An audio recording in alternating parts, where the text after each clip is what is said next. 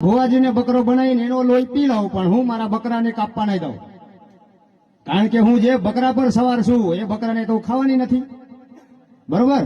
જગતમાં કઈ મારા મનુષ્ય એટલા મારા બાળક નથી. જે જગતની અંદર જે પશુ પક્ષી જીવ જંતુ જન્મ લે એ હરેકને હું દેવી શક્તિ છું. માં એટલે વાત પતી ગઈ બેટા. પશુ પક્ષી બી મારા થયા ને, જીવ જંતુ બી મારા થયા ને, તો ખાલી મનુષ્ય એકલા મારા બાળકો છે? બકરો મારો દીકરો ના કહેવાય. બરોબર? એ રીતના હું મારા બાળકોને એક જય બોલાવવાનું કહે છે. જય બોલવું પડશે બધાએ બેટા. બોલશો ખરા ને જય? બરોબર?